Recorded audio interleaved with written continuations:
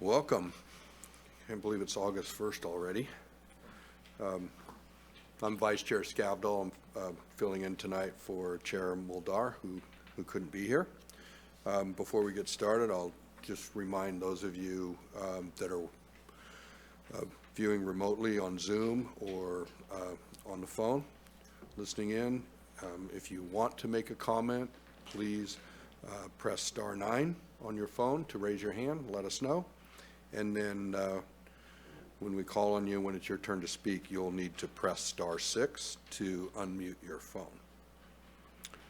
And with that, let's start with a salute to the flag.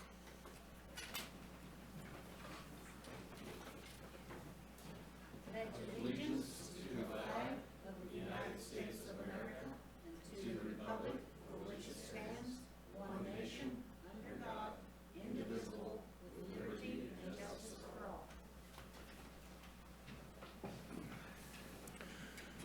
Meeting's called to order. Could we take roll, please? Commissioner Scavdall, Present. Commissioner Levy, Here. Commissioner Mulder, Commissioner O'Neill, Here. Commissioner West, Here. Commissioner Curiozzi, Here. Commissioner McFarland.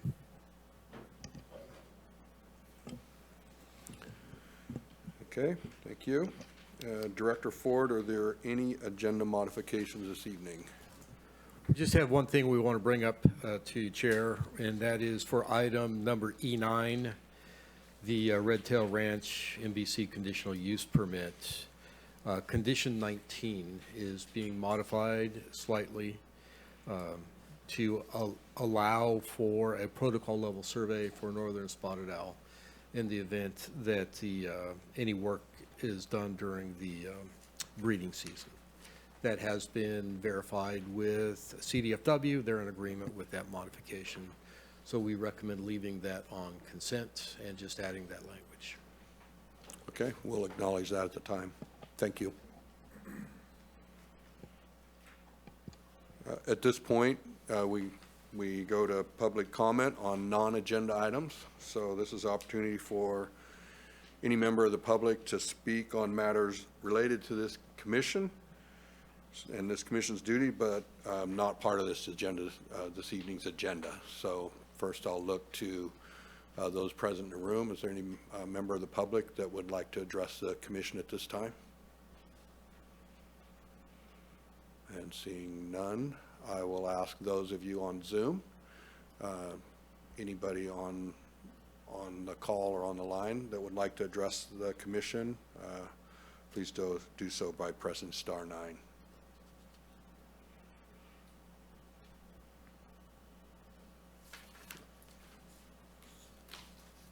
I don't see anybody, Director? No? Okay. So we'll close public comment on non-agenda items and move to the consent agenda.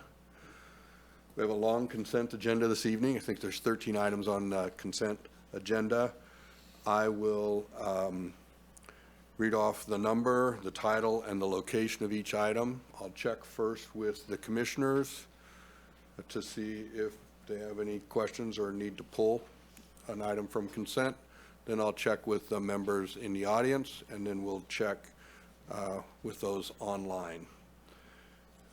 So the first item is Winterholm minor subdivision in the Carlotta area. Commissioners? Commissioner Curiozzi? I just have an administrative change request. Do we want to address that now? Director Ford? It should be pulled. Should be pulled. Okay, we'll pull that item. I guess I apologize. Following the same precedent as last time, it's a very, very minor change that I think we could address without pulling it, but I'm happy to pull it as well. It's similar as to what was done a couple of meetings ago.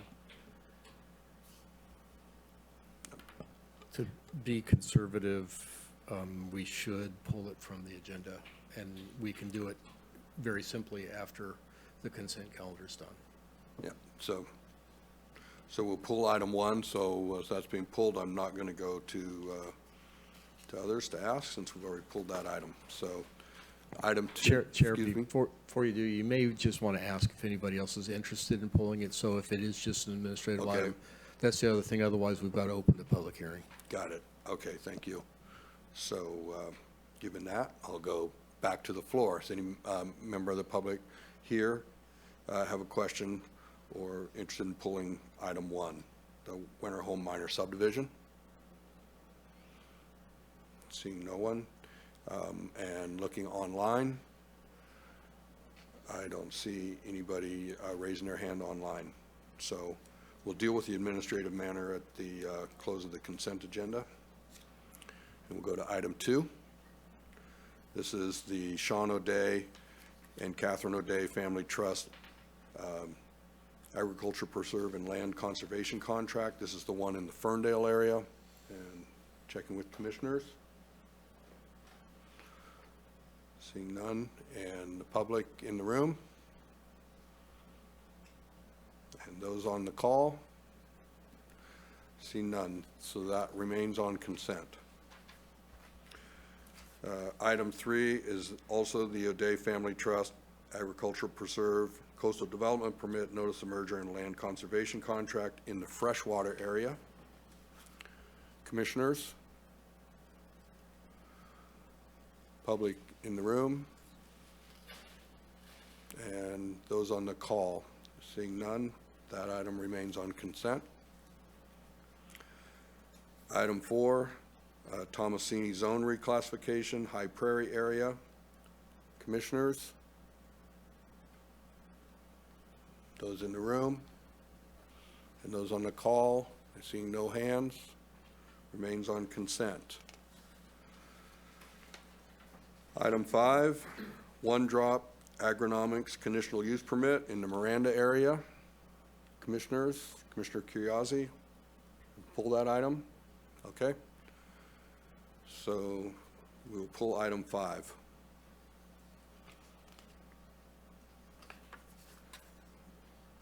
Item 6, and I'm going to ask if we can take items 6, 7, and 8 together. It's all Green with Envy LLC in the Densmore area on 3 different parcels.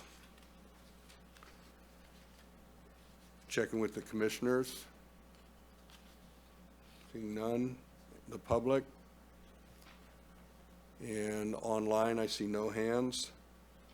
So items 6, 7, and 8 will remain on consent.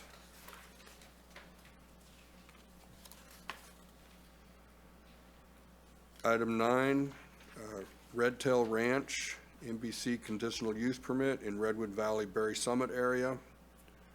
This is the item that we also had the supplemental information on regarding the surveys.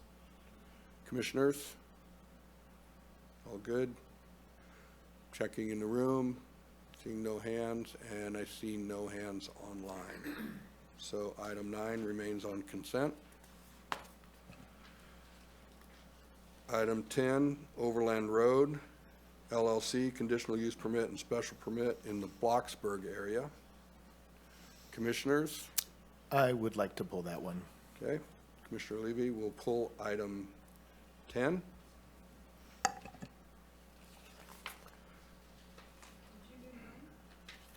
I did 9, yes. Item 11, and I gotta love some of these names, but this is Great Expectations, conditional use permit in the Alder Point area. Commissioners? Commissioner Curriasi? Administrative change. Okay. So the administrative issues will take up right after consent. The items that we're going to pull will take up after the public hearing later in the agenda, okay? So item 11 is administrative, and check with the public to see if anybody's interested in pulling that item.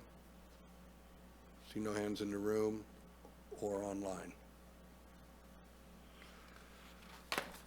Item 12, Mike's Farm, LLC, conditional use permit in the Eddersburg area.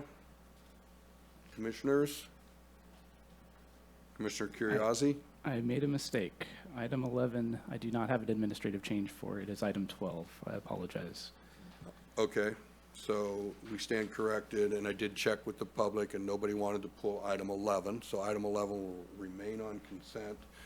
Item 12, we will take up administratively following consent calendar. And I hope somebody's keeping track for me. I am. All right, thank you. Excuse me. Make sure you check with the room in the online for 12. Oh, excuse me. Thank you, Director Ford. Item 12, Commissioner Curiosity wanted to discuss an administrative matter, but is there any member of the public that would like to pull that item for questions or further discussion? I see no hands in the room and no hands online, so we'll take it up on consent as a separate item. Item 13 is Yeti Enterprises LLC special permit in the Miranda area. Commissioners? Seeing none. Anybody in the room? Seeing no hands in the room, and I see no hands online. So it remains on consent. Commissioner Levy, would you like to summarize that for me? Sure. I would like to move approval of items 2, 3, 4, 6, 7, 8, 9, 11, and 13 from the consent agenda. I'll second that. We have a motion and a second. Think we can take this up with a voice vote. All those in favor?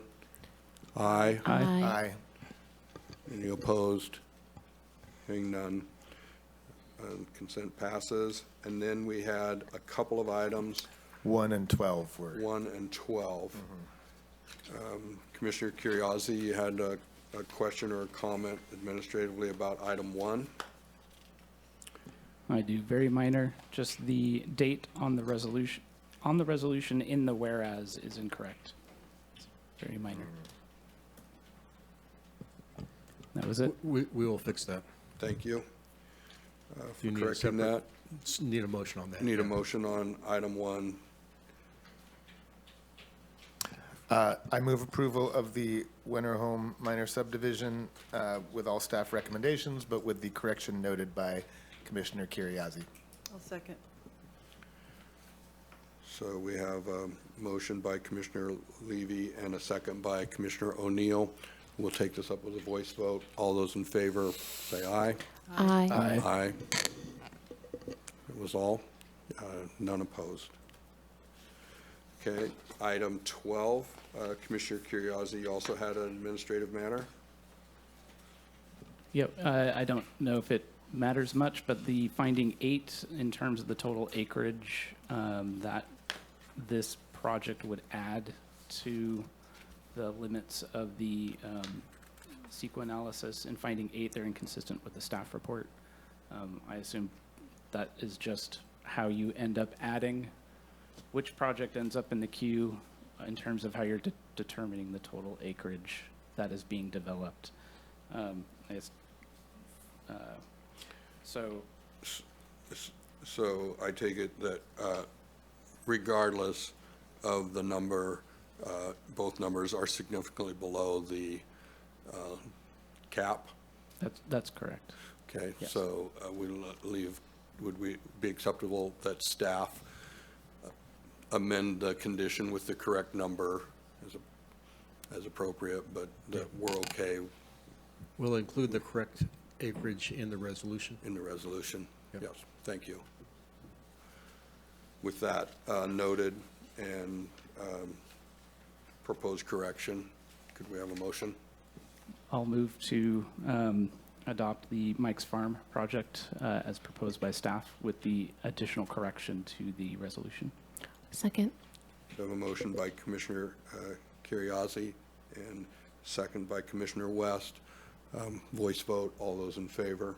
Aye. Aye. Aye. Aye. Any opposed? Hearing none. We're through the consent calendar. Thank you for those good comments and observations. So we go to item F. We have one public hearing this evening. It's on the Geck-Moeller Coastal Development Permit, and I turn it over to you, Director Ford, for a staff report. Thank you. Go ahead.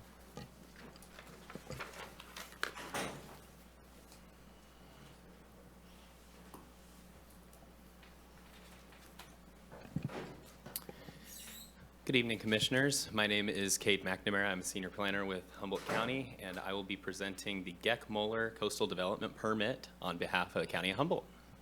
Next slide, please. This is a general vicinity of where the project is taking place. It's in the Table Bluff area at the intersection of Hawks Hill Road and Table Bluff Road. Next slide. The proposal is for a 2,024 square foot, 2-story residence that'll have a 1,012 square foot ground footprint. There'll be a 456 square feet uncovered deck with a 40 square foot entryway. There'll be a 2-car garage proposed on a 25 by 25 concrete slab.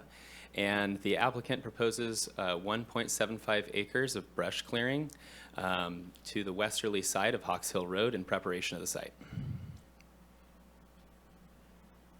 Next slide, please.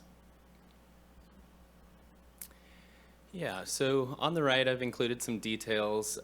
This came from the professional forester report. This gives you kind of a generalized idea of the history of the site and how it's changed or overgrown since 1998. So you've got four pictures here, one from 98, one from 2005, one from 2014, and in the bottom right, 2020. The parcel size is approximately 3.6 acres. It's zoned ag exclusive, AE 160, with an archaeological combining zone and a general plan designation of ag exclusive grazing, AEG 160. Next slide, please. For site infrastructure, there's an existing well and septic which were installed in 1981 as a part of a Coastal Commission issued coastal development permit for the construction of an orchid farm. The applicant is proposing a gravel driveway with a paved apron onto Hawks Hill Road. Power will be provided by PG&E along with a rooftop solar array. So I wanted to start from the beginning with a little history on the well. In 1981, the CDP application to the Coastal Commission calls out the well in the application materials. The well was not identified in the final issuance of that permit, though our Environmental Health Department does identify the drilling of the well, and there is a permit on file. In 2017, a complaint was received on the property for a well with an open borehole.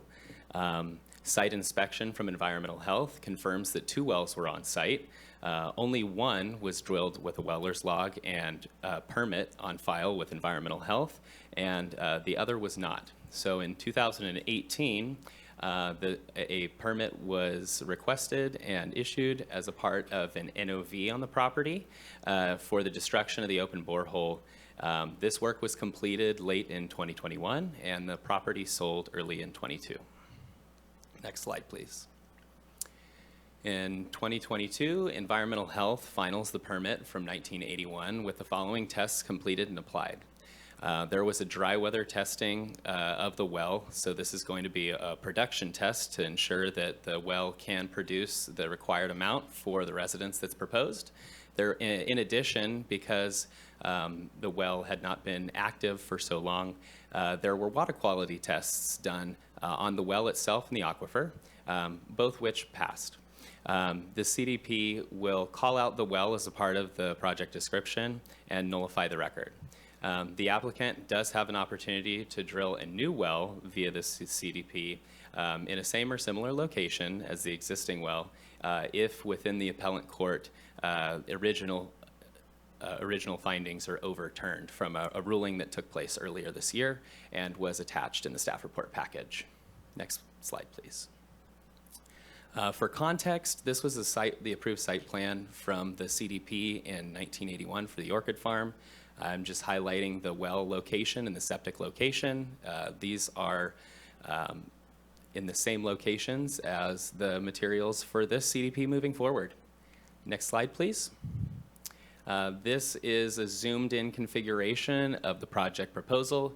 You see the home site, you see the cleared area, and there will be a vegetation buffer which remains along the border of the property to provide privacy for the applicant and surrounding neighbors. Next slide, please. Wanted to go over some previous actions on the parcel. In December of 2021, it was identified that an open borehole was on the property. This was the second well. This borehole was abated, and in March of 2022, major vegetation removal occurred on the property without permits in the amount of 12,000 square feet. It was identified that this was in initial preparation of the home site. The applicant wished to try to uncover the leach field to be able to have some testing done by Steve Septic. However, this requires coastal development permit when using heavy machinery. The threshold for this is typically 6,000 square feet. Next slide, please. We do want to address a number of the public comments that were received. A commenter had mentioned that a single-family residential development in AE zoning must not impact the potential for agricultural use on the property because of the nature of the overgrowth which had taken place. Because the parcel had remained unused for decades, brush clearing will reestablish the agricultural integrity to the western portion of the property. In addition to that, the applicant intends to plant loganberries and fruit trees to try and maintain that agricultural use. Next slide, please. In addition, a commenter had identified that one dwelling unit per parcel is the principally permitted requirement for parcels less than 60 acres in size in AE zoning. The applicant is only proposing a single-family residence. So this works out. Next slide, please. There were concerns over electricity to the parcel. The applicant has been conditioned to a will serve from PG&E, and all new builds in California now require rooftop solar. We'll address this again later on. An alternative water source was also a concern, and there's no need for an alternative water source for this project. The applicant has groundwater beneath their property and can access that groundwater through an existing well or a new well. Next slide, please. There are also concerns of the septic system due to its age and inactivity. However, condition of approval 6 on attachment 1D identifies that an on-site wastewater treatment modification permit will be required from environmental health, for the tank replacement. And this will need to be prepared by a qualified professional. Next slide, please. There is an existing concrete pad on the property. This is the 25 by 25 concrete pad that's proposed for the two-car garage. There's no evidence that this pad was previously included in CDP with the Coastal Commission. However, it is being addressed through this CDP. Additionally, there was a comment stating that this coastal development permit may require a timber conversion from CAL FIRE. There was a report prepared for this property, and a registered professional forester from Timberland Resource identified that no commercial species were present on site, and hence timber conversion is not required with CAL FIRE. Next slide, please. There was an additional comment. There was a commenter who was concerned that conditions of approval, which were applied to their coastal development permit, were not applied to this permit. The conditions of approval that were identified in that specific permit within the public comment package seem to be those which are intended for parcel creation, specifically substandard parcel size, and rather than residential development. This isn't necessarily relevant to this application because we're not altering parcel sizes here. We're merely the applicant is merely requesting application for residential construction of a single-family residence. And so for this project in particular, we do not believe that this is relevant. There was a comment received about the potential for a cemetery. I've included the snippet applicable above right here.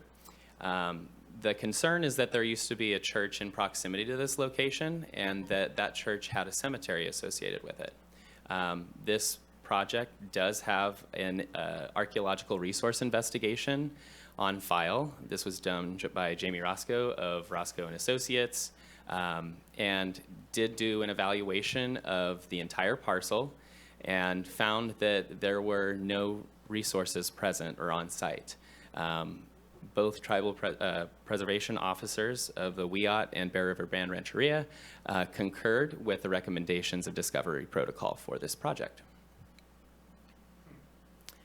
Additionally, there were concerns over special status fauna species.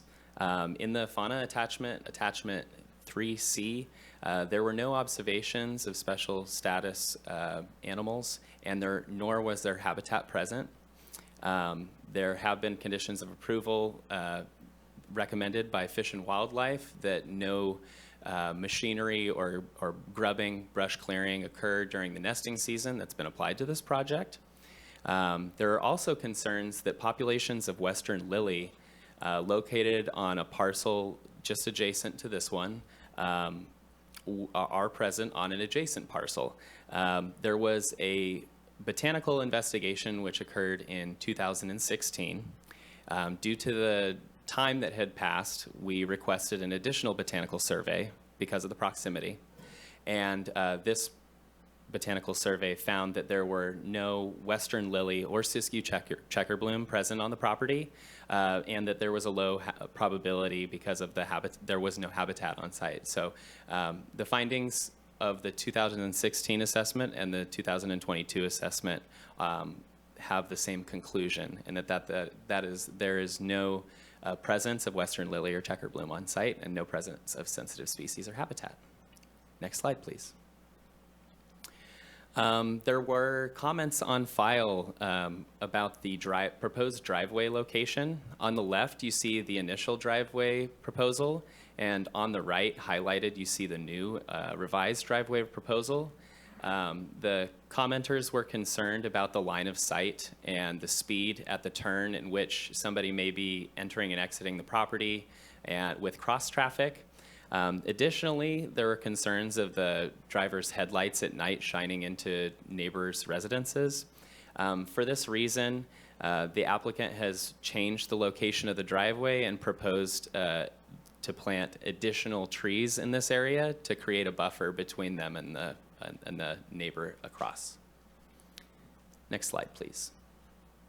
The applicant's evidence. So there were a number of technical studies prepared, including a wetland delineation in 2016, a botanical survey in 2016, a fauna assessment in 22, a forester report in 22, and an additional botanical survey in 22 that should be listed in this slide, excuse me.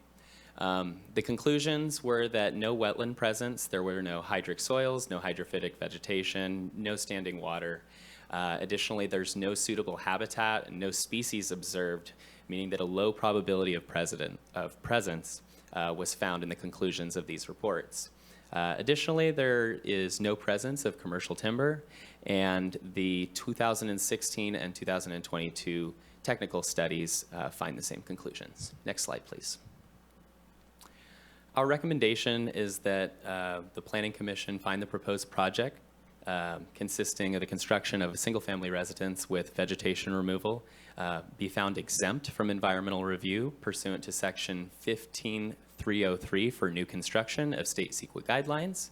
Recommend that we make all of the required findings for the approval of the coastal development permit, that you adopt the resolution approving PLN 2022-17700, subject to all conditions of approval. Next slide, please. To further address concerns of electricity to the parcel, this isn't an area where PG&E has not addressed constraints. It's north of Fortuna. However, right now, COA number 4, everything that is bold, italicized, and underlined would be an alternative that the commission could consider. And this states that if a will serve is not secured by PG&E, that the applicant shall pursue an additional solar array to support the home. And that concludes my presentation. Thank you. Thank you.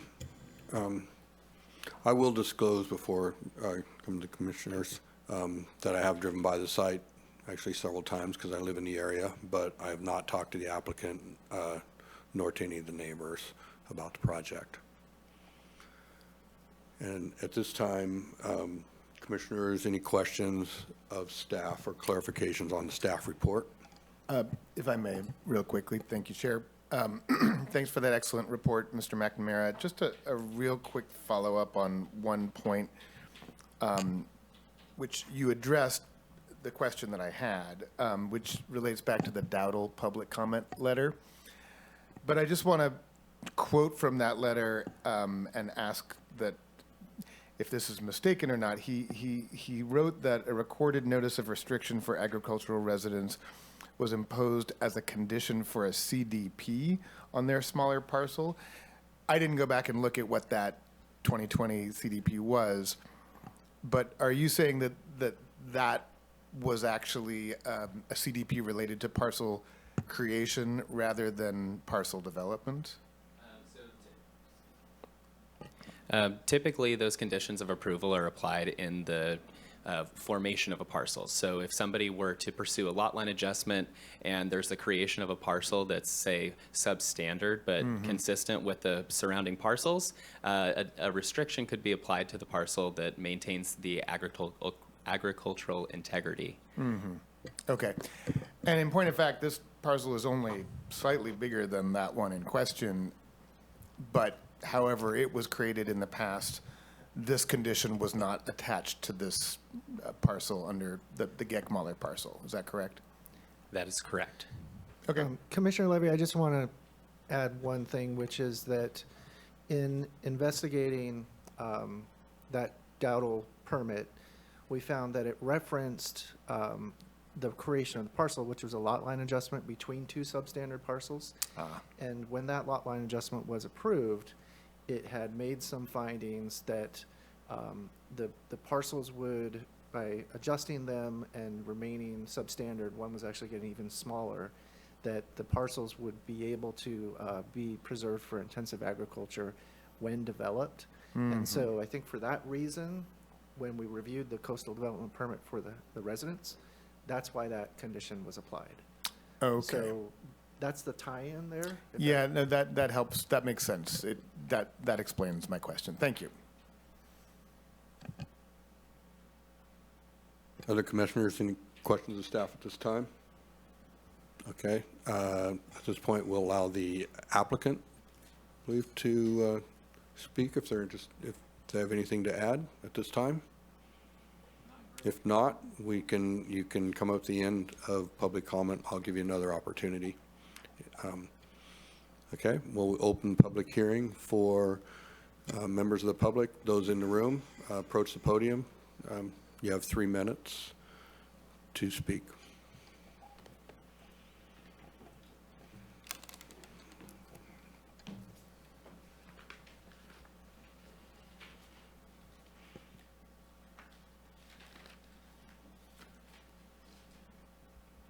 Good evening. My name is John Wilson. I live at 119 Hawksdale Road, immediately adjacent to this property. I'm sorry? Do I turn that on? I don't know how to do that. No, we need so. to do that in person. Button somewhere?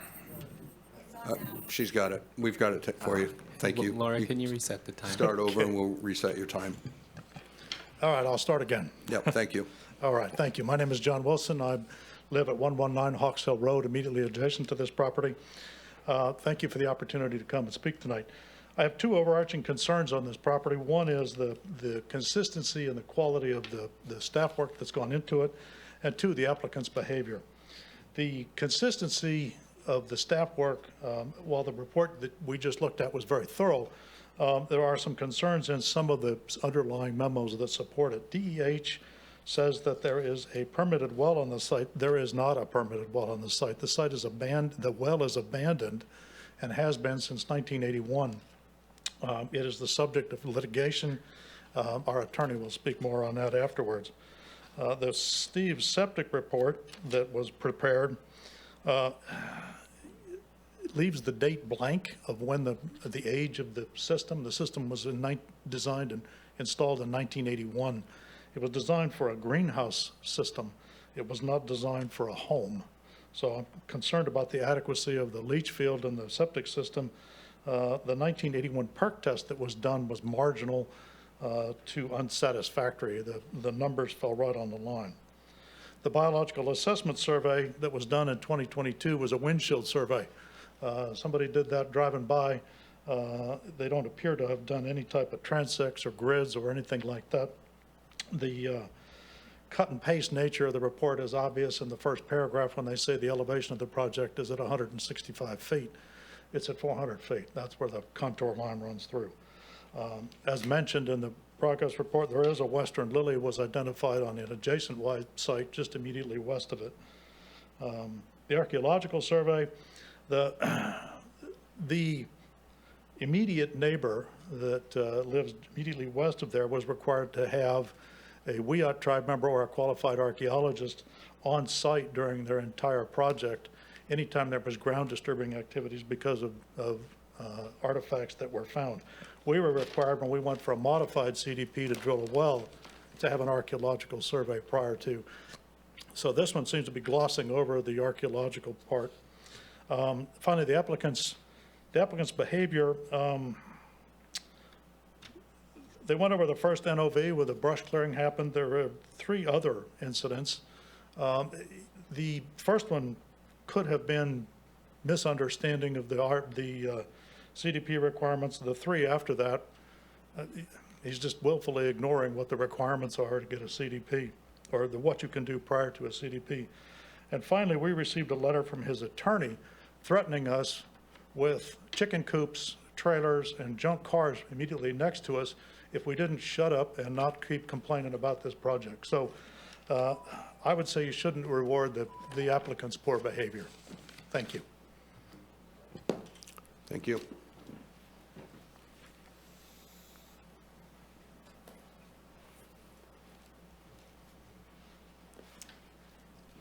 Good evening. Thank you for inviting public comment. My name is Caitlin Wilson. I represent John Wilson, who you just heard from, as well as Cindy Day Wilson as their attorney.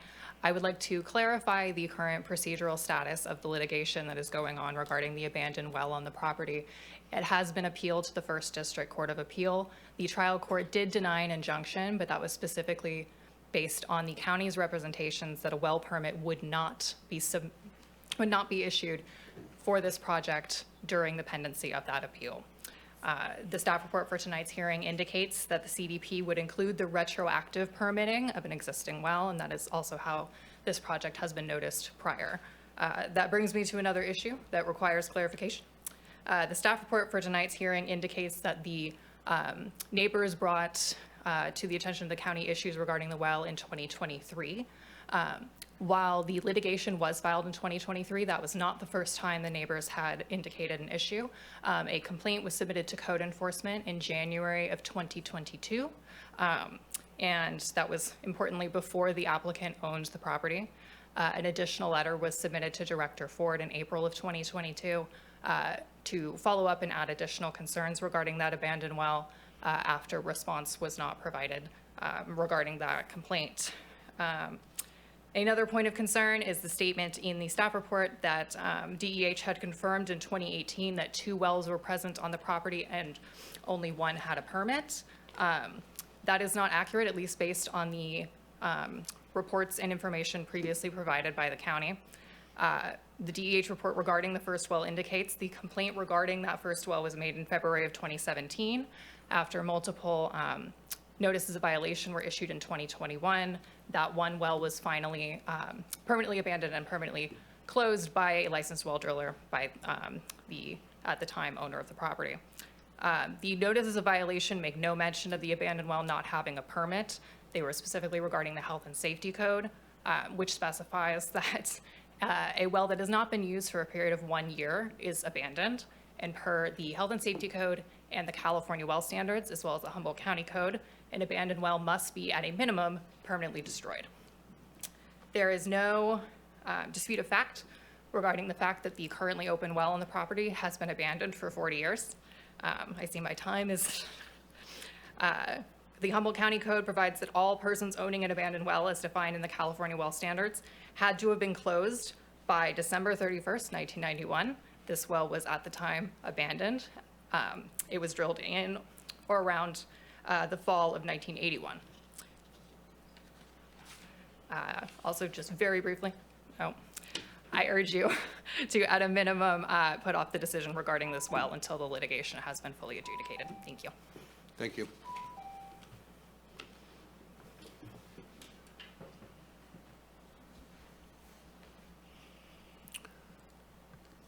Any other members of the public in the room would like to speak, address the commission?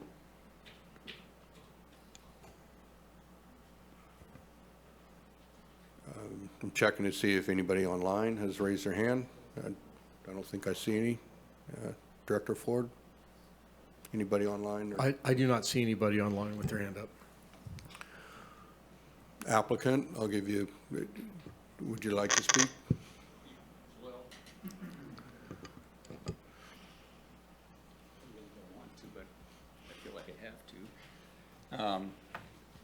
We give the applicant 5 minutes.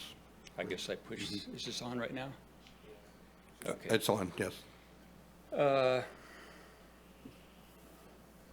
If you don't mind, it'd be easier for me because I'm nervous about this. I'll just read a paragraph. I wrote a couple letters to neighbors over the years. This has been going on for a couple of years. And regarding the so-called excessive clearing, it'd be easier for me just to read that. I want to address a couple issues that have come up during this process. First, the matter of our excess clearing of vegetation without a development permit. I believe rules are in place for good reason. Any missteps we've made till now have been honest mistakes owing to misunderstandings. Example 1, for purposes of completing a coastal development permit application, the pre-existing leach field needed to be located on our site plan. For the septic company to map the field, they required clearing of brush. I coordinated with the Coastal Commission and Planning Department and was told the 6,000 square feet of clearing was allowed without a permit. With surveys already in hand, archaeological, botanical, wetland delineation, all saying items of a sensitive nature had been sufficiently addressed, I felt confident. A skid steer operator was hired and given instruction, but I didn't supervise. Upon return to inspect progress, I found the operator had gone above and beyond. An honest mistake, but an infraction nonetheless. Around here, now I want to point out a little bit of hypocrisy. Around about this time, a neighbor, for purpose of installing a new fence, cleared an additional 3,000 square feet without our knowledge or permission. In that same field, they're worried about Catholic cemetery. Example 2, I had correctly understood that a water storage tank of less than 5,000 gallons didn't require permit and began preparing a 10 by 10 foot swath, 10 by 10, upon which the tank might sit.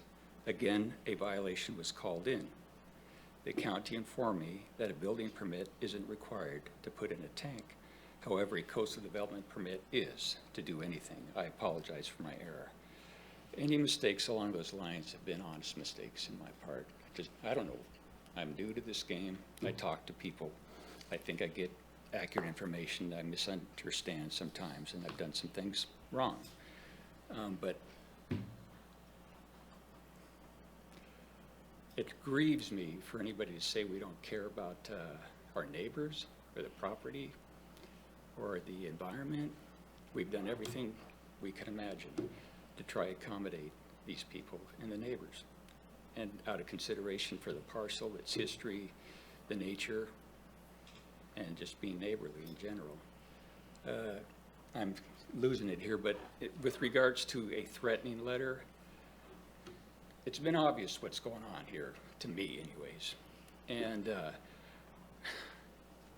we're in thousands on a lawyer to build a house. Amazing. So I said to our lawyer, you know, we're being reduced to just taking advantage of categorical exclusion, farming. We can farm. We don't need a CDP to farm. It's ag zone. Let them know this was a statement of fact. This is what we're being reduced to. This is what we'll do. We'll farm. I want to be on that land. I've dreamt on that land for over half my life, that parcel. And that letter was only intended to state the truth of the situation. I wasn't threatening to make it garbage, chicken coops or whatever. If that got included in that letter, I don't recall. It would have been a facetious comment. Obviously, we still respect the land. But if we have to, if we don't ever get to build a house, I'll be up there farming. So do you want donkeys and peacocks and tractors and, you know, fruit trees? You kind of, I guess that's all I have to say. Thank you. We'll close public comment and bring it back to the commissioners. Chair, if I could, Yeah. there's some things we'd like to respond to, but I want to make sure that all staff is on the same page before we say anything. Could I ask for a 5-minute break to formulate those responses? Yes, let's take a break and come back at 5 minutes to the hour. Thank you.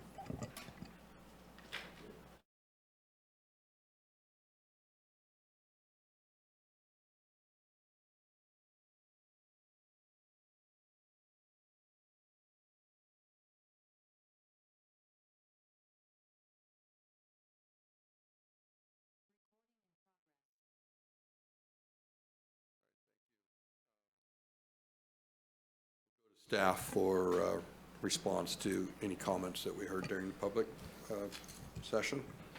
Yeah, thank you, Chair. Thank you for the break. Based upon the comments we heard, we just wanted to make sure that we had a thorough set of responses for you. And so we're going to address them in two forms. One are related to the well, and then some of the other comments on the biology. So we'll start off with Patrick Owen, who is with the Department of Environmental Health, to come up and discuss the well. Hello. So yeah, there's a little bit of confusion obviously on the well. Our department did issue a permit to construct a well in 1981. However, we never approved the final construction. And I will say, as a matter of practice, back in the day, it was not unusual for us not to get a call for the final construction. They drilled the well, they got their water, they moved on. Not that that makes it okay. I was still required a final inspection. But pursuant to some complaints that were already discussed, in 2017, we went out to the property. We did discover what Cade had described. There were these two, what I would call pilot holes in a depression.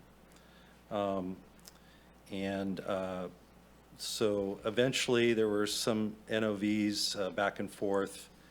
I think there was an ownership change also in the middle of that. And there was an application for a well destruction permit. We approved that work. It was a licensed well driller that destroyed the well. And then it may be, and I'm hypothesizing here, it may be related to some of the brush removal, but they finally found the well that, exists. It was drilled to almost 500 feet. It's pretty typical of that high area of Table Bluff, that wells are pretty deep.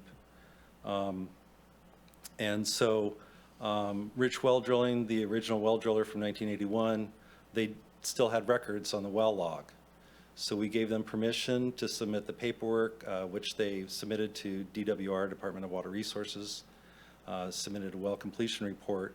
And based on that information, in January of 2022, Environmental Health approved the construction of the well. So from our department's perspective, the well is permitted. One thing I might add, Director Ford, is there were some comments about the septic system. It is a permitted septic system for a 3-bedroom residence, and that's clearly on the permit. I believe it's in your permit package or your package. And so we do have it was actually passed in 1984. The Board of Supervisors passed what we call the existing systems policy. And I'll just read the very first part of that. The use of an existing OTS, which we call septic systems on-site wastewater treatment systems now, to serve a structure remodel, replacement, or change of use will be acceptable if the OTS is functioning properly, is sized appropriately for the proposed project, and the project does not impact the designated OTS replacement area, which we often call the reserve leach field area. So following that policy, we also recommended approval to planning that the septic system be approved for the CDP. So I'm also available if there's any other questions. If I could just ask you to clarify, there, Yeah. as I understand it, there is a normal process for approving wells that haven't been used for a while. Oh, that's right, I'm sorry. So yeah, this is not unusual. You know, by the strict health and safety code, which we use the term California well standards, any well that's not used for 366 days, so one day after a year, it's considered abandoned. So as a matter of practice, if we come across these wells, oftentimes it's when we're out for like looking at a new septic area and people say, yes, I want to use that well. There's 4 steps that are clearly laid out in the California well standards.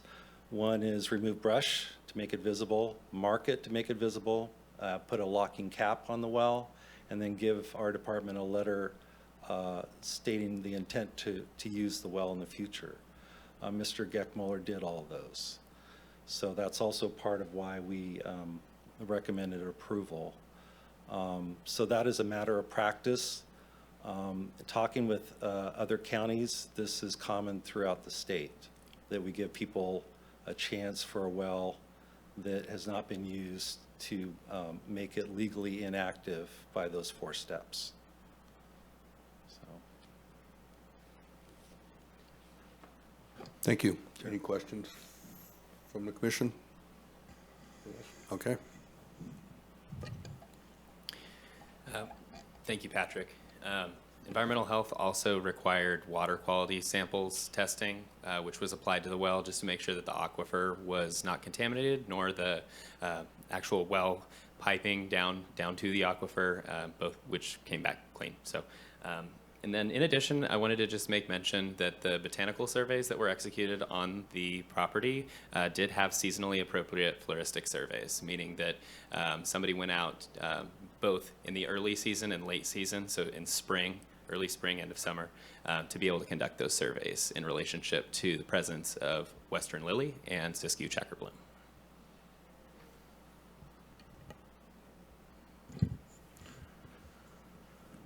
Bring it back to the commission. Commissioner Curriasi. I have a question for staff through the chair. Thank you. One of the public comment also mentioned that there's current litigation and suggested that, or said that there was some court comment around not allowed to permit a well. Can you address that comment? Yeah, so initially we had scheduled this for hearing some months ago, and to my understanding, an injunction was filed, which put a stay on this, meaning that because supporting infrastructure was in question, the courts requested a stay that no action take place on this coastal development permit. Later on, it was eventually heard, and the ruling was in favor of the county. An appeal was then filed.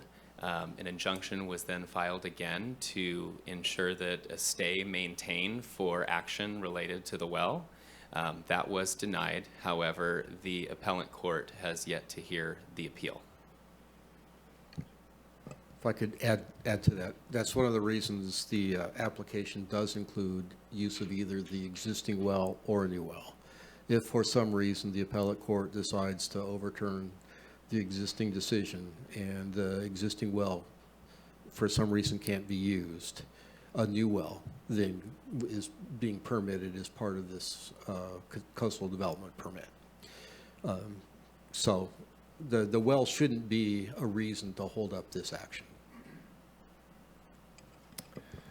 If I may, thank you for bringing that up, Director Ford. So I believe I saw that in the conditions.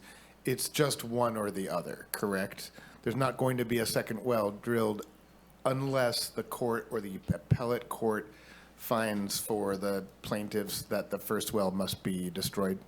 That is correct. Thank you.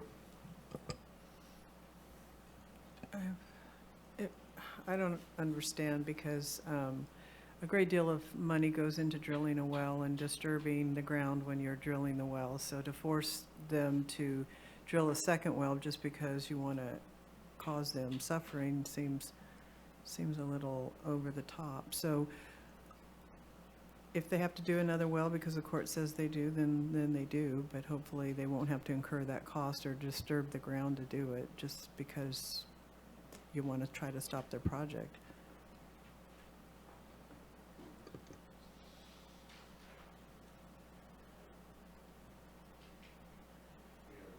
Any other questions or from the commission?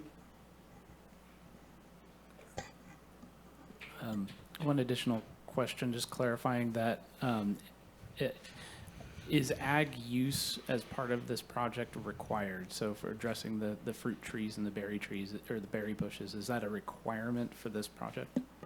The requirement of the project is that the land itself maintain its agricultural viability, that the prime ag soils themselves maintain the viability. Through the analysis of this permit, 1,000 square foot development footprint does not impact that, and the applicant has moved forward to plant loganberries and fruit trees, one, because they want to be able to do that, but also because they prepare pies and cakes and stuff for the Senior Resource Center, and that's going to be their tie to use. In addition, a right to farm is required, meaning that if they're going to build and or farm, that they tie into that agricultural use. I guess just to confirm, but that it's not a requirement here. It's just the soils have to be maintained for prime agricultural use, but they're not actually required to do farming practices at a particular moment. That is correct. Single-family residences are principally permitted in this area. Just to follow on that a little bit, the portion of the parcel, I guess, would be on the east side of Hawks Hill Road. They're leaving that undeveloped, and it's basically brush covered now. Yeah, they have no intention of developing that area at this time, though technical studies could support it. But yeah, as of right now, they have no intention of clearing brush on the other side of the But it is ag land. It is ag land. And should they decide they wanted to farm it, they would apply for a permit to clear it, and they could farm that. In excess of 6,000 square feet with the use of heavy machinery, yes, it would require a CDP, an additional CDP. Okay, thank you.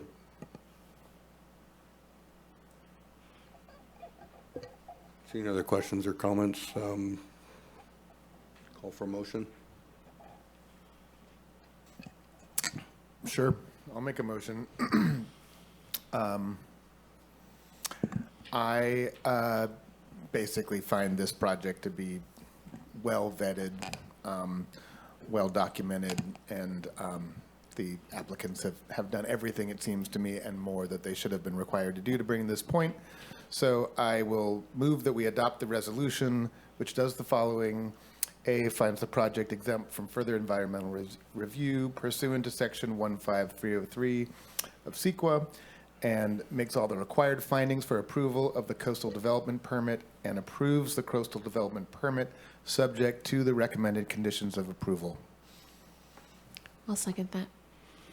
A motion and a second. I also just would like to comment, wish the applicant best of success on their project. It will be a shame, in my opinion, to have to poke another hole in the ground next to a 400-foot deep well. I have been in the water business for a long time, developed a lot of wells, abandoned some wells, tested wells. I think that would be a shame to waste a resource that's already installed. So I'd like to make that statement, and with that, call for a voice vote. Or let's go a roll call vote on this, please.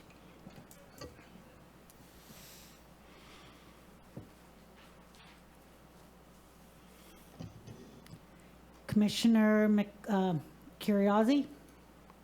Aye.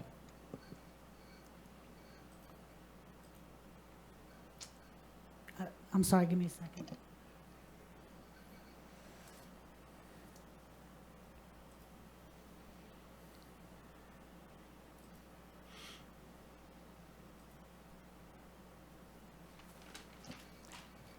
Commissioner Curriasi, Aye. Commissioner O'Neill, Yes. Commissioner Levy, Yes. Commissioner West, Yes. Commissioner Skavdal. Yes. Thank you.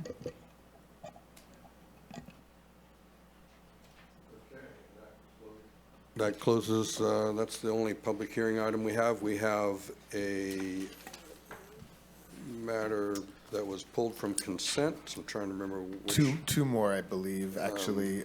Number 5, which is One Drop Agronomics, and number 10, Right. which is Overland Road. Could you remind me on number 5, which commissioner? That was Commissioner Curriasi. Yeah, Commissioner Curriasi, would you like a staff report on One Drop Agronomics? I don't need a staff report, no. I just So have. we'll a waive number the of staff comments. report, and please ask a question of staff. Thank you.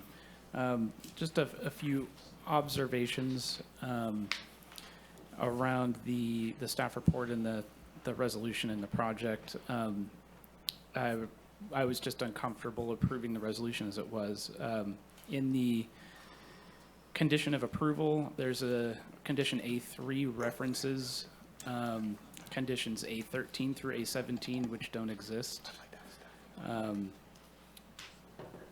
That was the first one. The second one was I would like to see the site management plan added to the findings of the resolution.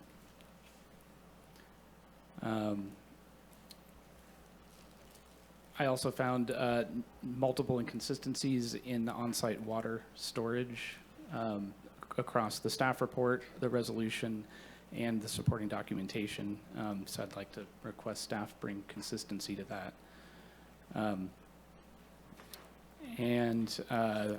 This project is a neighboring to the Yeti application. We're not discussing that one. However, I noticed that there was a road maintenance association requirement for the Yeti application, and my understanding or how I reviewed this project is that that would involve roads and passing through this property. So assuming that's true, I would like to see that road maintenance association on this as well. And those were my comments. Given those comments, maybe we do need to have a staff report, or at least to have the staff address the water situation so that we can clarify your questions there. Do you have a number on what the correct water storage and water usage is? It's now 57,000 gallons. Since the time of the staff report, it's been increased to 57, which is one of the conditions that one of the conditions from CDFW was for a minimum of 50,000, and he has since the time of the staff report being written increased it to 57,000.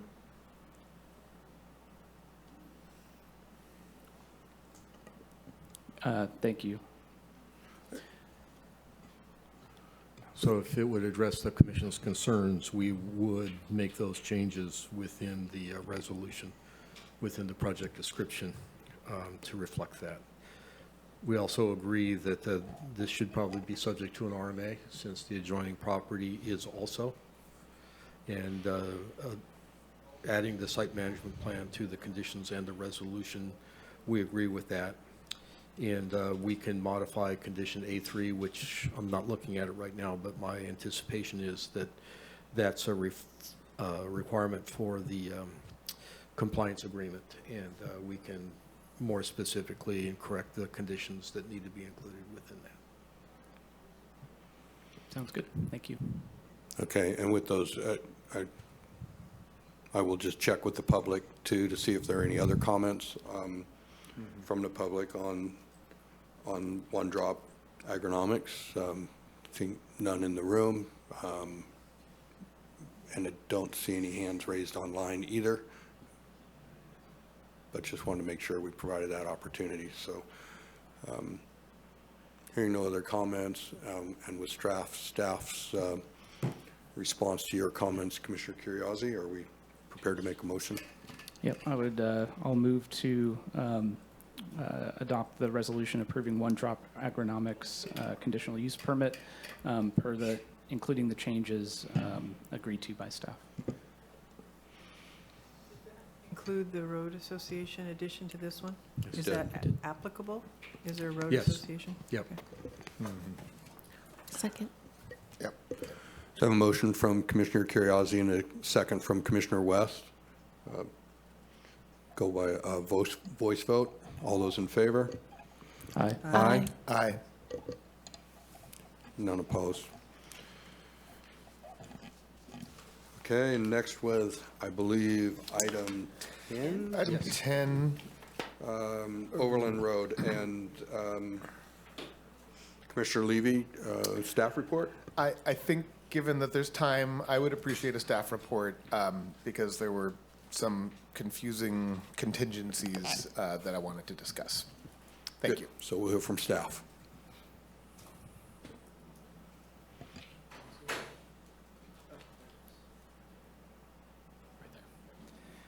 The PowerPoint is loading right now.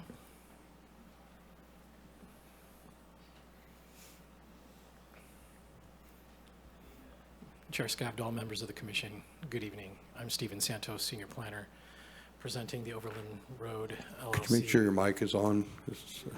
Or be a little closer to your I mic? need to be a Thank little you. bit closer. All right, thank you.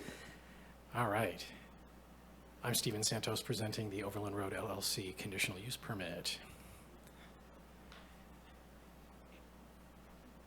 Here's a location map from Google Earth. The project is in the Bloxburg area. It takes access from a short private road that takes access from Alder Point Road. We have a approximately 30-acre legal parcel with a T Timberland land use designation and a Timberland Production Zone, TPZ, zoning. This is for a conditional use permit for 11,700 square feet of existing mixed light and 4,050 square feet of existing full sun commercial cannabis cultivation. There will be an ancillary nursery, but it won't be in a separate structure. It will occur in one of the cultivation buildings.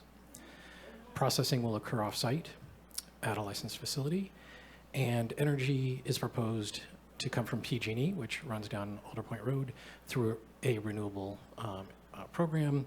There will be some solar on site augmenting that.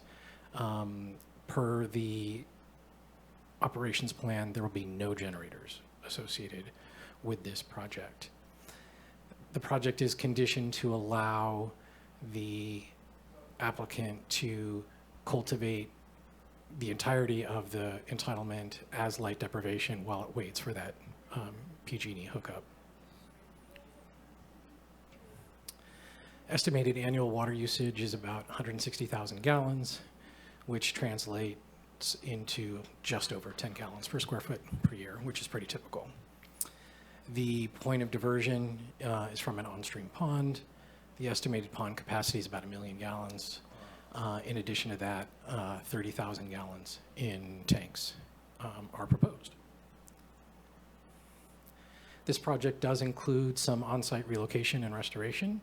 That's why it includes a special permit as well for restoration within those streamside management areas that were affected by the historical cultivation. It also includes conditions of approval requiring that 2 structures be removed. Those structures are labeled as Greenhouse 4 on the site plan, as well as Domestic Shed Number 4 on the site plan. There's also a condition of approval requiring restocking of timber that was removed after baseline, after 2015. This is the site plan for the project. The historical cultivation that is being relocated, it doesn't appear on the site plan, but was snuggled into that southwestern corner of the property, partly in the SMA area.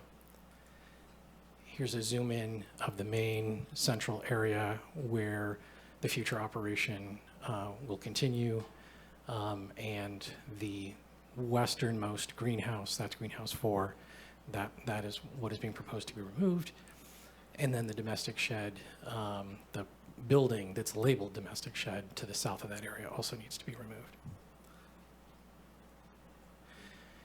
Here's a page out of the Timberland conversion report that depicts the area around that central clearing that needs to be restocked. It is the crosshatched kind of diamond shape that's along the western, eastern, and southern edges. That's the area of conversion that occurred after 2015. So with the proposed condition, staff is recommending approval. So staff is recommending the commission consider the MND for the CMMLUO and the addendum that was prepared for the project, make the required findings for approval, and adopt the resolution approving the Overland Road conditional use permit and special permit subject to the recommended conditions of approval. I'm now available for questions. Questions of staff? From the commission? Thank you. Thank you, Mr. Santos. I did appreciate your written staff report, which was quite thorough given a number of complexities in this project. But the couple of things that I just wasn't quite clear on and wanted to have a chance to hear further explanation of do pertain to water. They pertain to two things. One, the fact that, as I understand it, as I read the report, the pond, the rights to the stored water in the pond is split between the applicant and a neighbor. Is that correct? That is correct. The deeded rights are split 50-50 between neighbor and the applicant. The deeded rights. Does the neighbor have water rights? Not at this time. As far as I know, not at this time. Ah. Does the neighbor use the pond water that you, as far as you're aware of? No. As far as I'm aware of at this time. I see. The bottom line is I don't know because we haven't heard from the neighbor, but as far as I know, the neighbor's not using the pond. Okay. Okay. And given the apparent capacity of the pond, if, although that, I believe per CDFW, they need to get an engineer to measure its capacity, but if the applicant's estimate of its capacity is even close to right, that is, even half of that is well more than the agricultural need, so I don't think that's necessarily a problem, but I'm also still a bit unclear what is the solution being proposed for their irrigation needs, proposed irrigation needs in March and November, which, as you explain, is outside the season whereby by default, when they could not transfer it outside of the forbearance season, but they're seeking a special dispensation from the water board to be able to do so? Or can you explain exactly what's happening with that? Through the chair.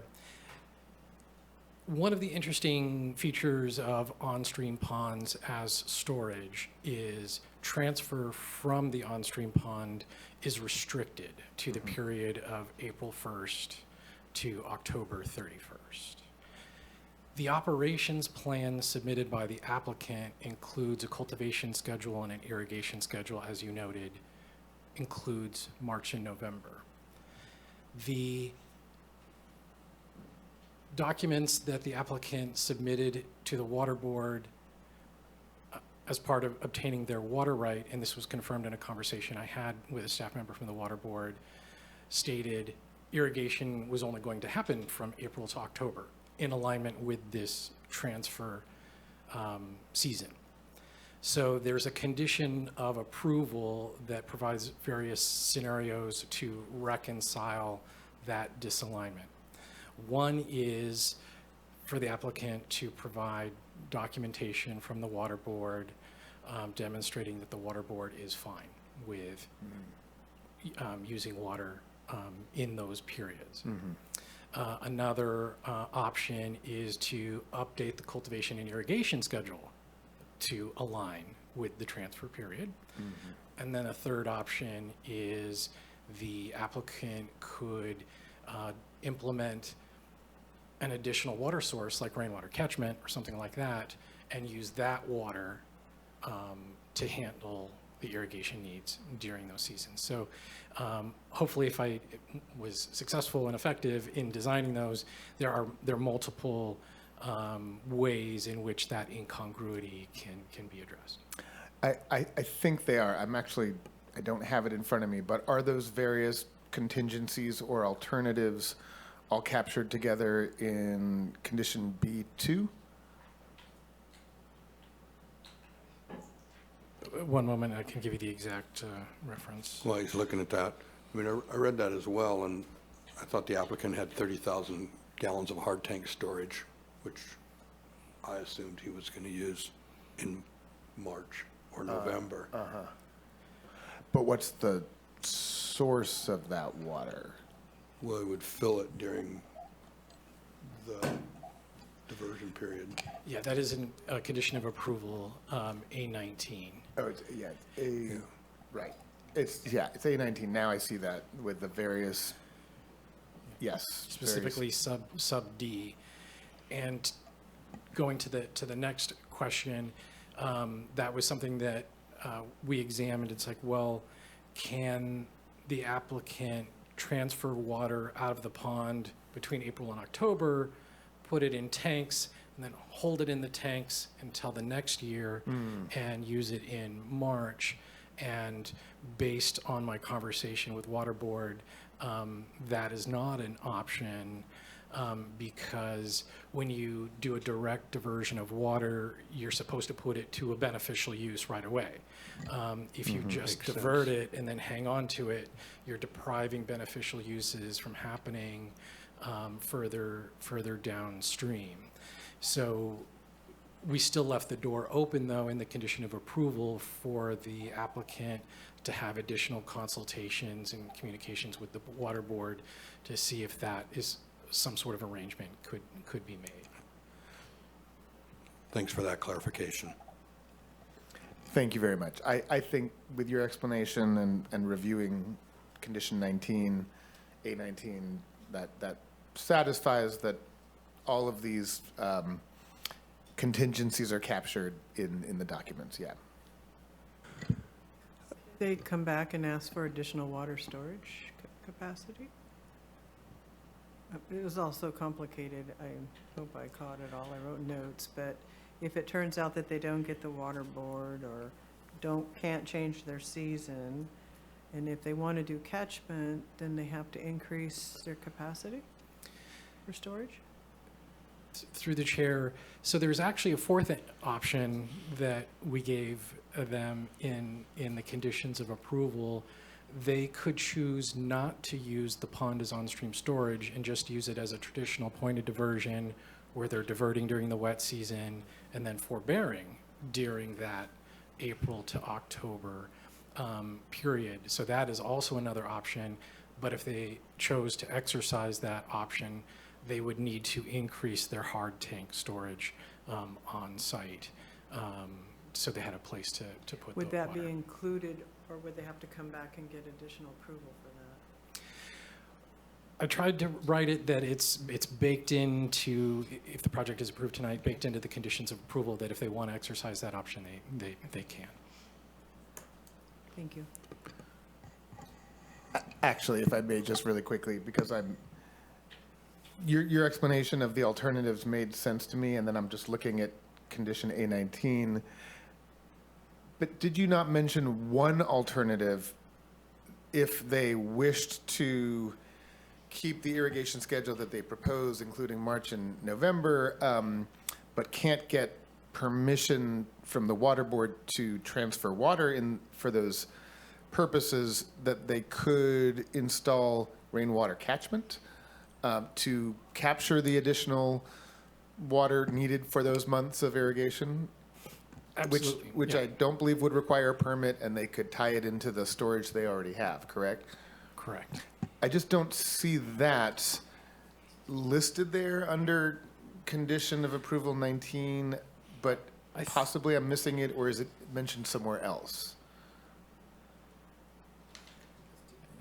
Oh, wait, I think sorry. At the very bottom of the page, Now it's under D, Oh, yeah. or at a minimum of 20,000 gallons of rainwater catchment. Now I Yes. do see that. It is there. It Thank is you. in the paragraph of D, yep. Okay, thanks. I'm good. Okay, and we did open a public hearing on this, so I just want to check to see, there are no members of the public here present, but there are still a couple people online, and I don't know if the applicant is online, but. The applicant is online. Okay, it's an opportunity if anybody, including the applicant, would like to speak, please raise your hand.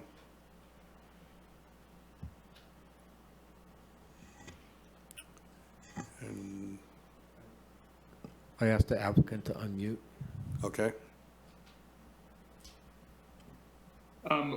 This is the applicant. I have nothing to add. I think that it was covered well. If you have any questions specifically for me, I am available. thank you. Okay, I don't see any questions from the commission, but thank you for being available. With that, I will close the public hearing and bring it back to the commission for action or further discussion.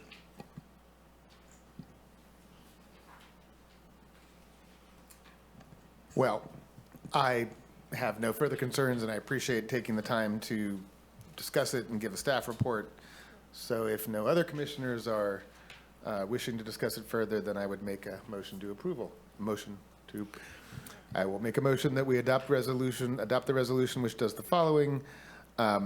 Finds that the Planning Commission has considered the mitigated negative declaration previously adopted for the commercial medical marijuana land use ordinance and the addendum that was prepared for the Overland Road LLC project. Finds that the proposed project complies with the general plan and zoning ordinance and approves the Overland Road LLC conditional use permit subject to the recommended conditions of approval. Have a motion? Second. Second from Commissioner West. Take a voice vote. All those in favor? Aye. Aye. Motion passes. Thank you.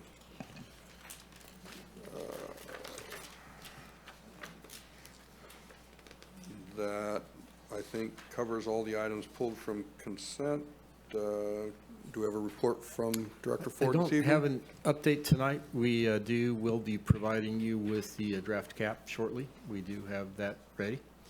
And so that will be coming to you. All right. Any planning commission discussion items? Was it very efficient? When I got all those packets delivered to my house, I was scared. But you guys did a great job. Yes, Commissioner Yeah, West? I want to just, I think, add on to that. I really appreciate all of the detail and effort that went into tonight's staff reports, and thank you for anticipating our questions and bringing the appropriate people to help answer those questions. Yeah, that was really helpful. Yep. And I want to give a nod to the vice chair for ably stewarding us through this one. Yeah. Yeah, thank you. All right, with no other discussion. Next meeting is still scheduled for August 15th. Ron? That is correct. We'll have at least the commercial residential item on there. We had a couple other current planning things we may bring to that meeting, but one of the most contentious may not end up being an application anymore. So Okay. we may make it a little easier. And then I will add that the week of September 2nd, our normal meeting would be September 5th. We're proposing not to have a meeting that week because that is... Short week. Yeah. Yeah. So you're proposing that we would just skip that first meeting in September and go to the third Thursday in One meeting September? in September. Go to the September 19th date, yes. Great. Works for me. That's good. All right, thank you, everyone. Meeting adjourned. Thank you.